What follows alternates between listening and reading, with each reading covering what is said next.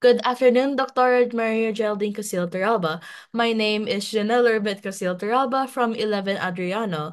As you may know, this interview is being conducted for completion of the culminating task in my oral communications subject. I also would like to be able to gain more valuable insights regarding you as you're also a doctor, right? I also want to become a dermatologist in the future. So, first of all, unfortunately, this interview is only until 8 minutes short, so it's going to be quite short. So, once again, thank you so much for attending this interview, especially as I know you're quite busy. To formally start, how long did it take you to become an OBGYN, and does it vary depending on what kind of doctor you want to be?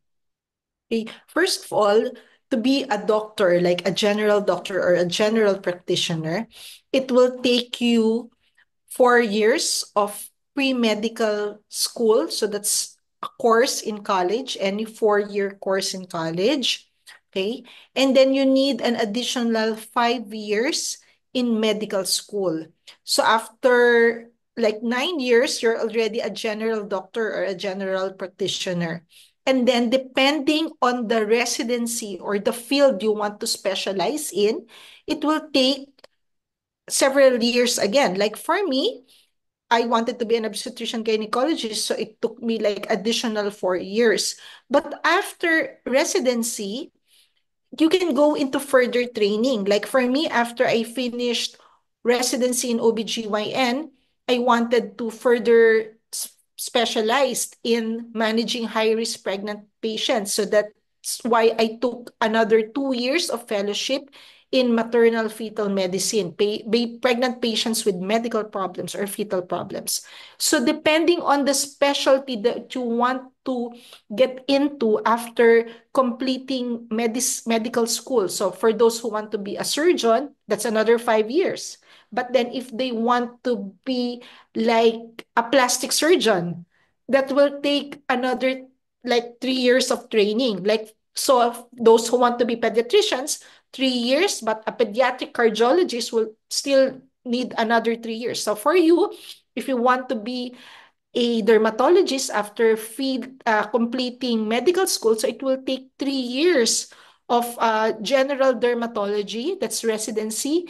And then if you want to further specialize in this field, like there's a field in dermatology on aesthetic dermatology, or you want to have further training in using laser as a form of treatment in dermatologic conditions. So it will really take time depending on what you want to specialize in.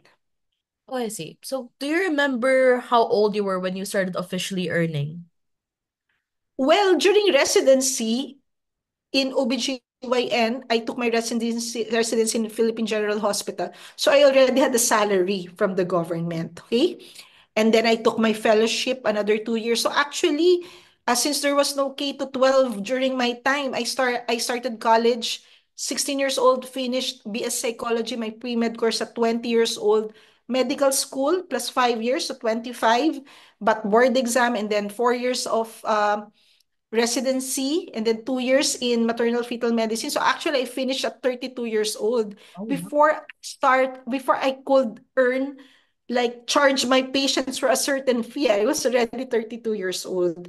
But I already had compensation while I was in training because uh, I was in a government hospital for my training, but those who have their training in private hospitals, like in Manila Doctors, Makati Med, they will just like receive a small amount. So they don't actually call it a salary, but rather an allowance from the hospital. So it will depend if you go into, depending on which hospital you train in, the salary during training will differ. But of course, when you're already finished all the training, you will now collect professional fees from your patients. Oh, all right. So you mentioned like how long it took you, like the ages at when you started. So if you ended your training and everything at around Around 32 32, years old. 32 years 32. old, would it mean that I also would probably end at that time as well? Yes, even if you choose a shorter residency like in dermatology, remember you're K to 12, so you'll be starting college late at 18 years old compared to me when like I started college at 16 years old. Oh, all right. So, speaking of education, I know that you're also a professor in the UP College of Medicine, right? So, is there any advice or takeaways that you can give to me as a future student or resident? What are things that I should focus on or avoid based on what you see from your students? A medical student should all first of all have should have the really have the discipline, okay, to study, to focus on their studies. Remember, to become a doctor, it's not just like in high school. Right now, wherein a teacher gives a lecture, you study the textbook, you study the notes, and then you take the exams. When you become a doctor, or to become a doctor, when you're a medical student, or you go into training for residency, aside from the textbook, the tests that you need to take, to be able to learn, you have to apply this knowledge to patients. And remember, the patients will really differ. You can have young patients who are crying and you have to interview the mother. You will have patients who are old, they cannot hear. You keep on repeating your questions. And remember, to treat these patients, you have to have a detailed history, do physical examination. You will have ward work. And remember, it's not just one patient you will be assigned, but to several patients. So really, when you're studying to become a doctor, you should have the discipline to manage your time, focus on your studies so that you will have also enough time when you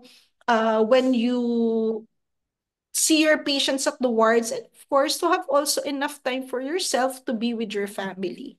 So you have to study in advance. You cannot like procrastinate, I'll do this in another time, like that. No, you have to learn to manage your time and to have the discipline to focus and to really prioritize your studies. Oh, so I really shouldn't be like having like many free time. I shouldn't be cramping everything in one day, right? You have to study in advance so that the day, like when you have the test, it will just really be a review. And remember, like for my specialty, I'm obstetrician gynecologist.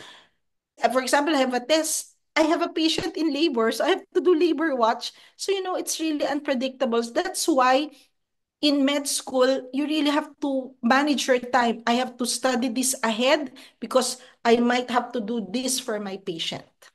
Oh, all right. So thank you for that. Unfortunately, we have to cut this interview short due to time constraints. So I really learned a lot of valuable insights on your part, especially on the advice you gave for medical students. I feel like while my future field in dermatology does not exactly align with OBGYN, it still truly reaffirmed my decision of becoming a doctor, despite all the challenges that you stated. So I am truly pleased and really appreciate this meaningful conversation we had. Thank you so much.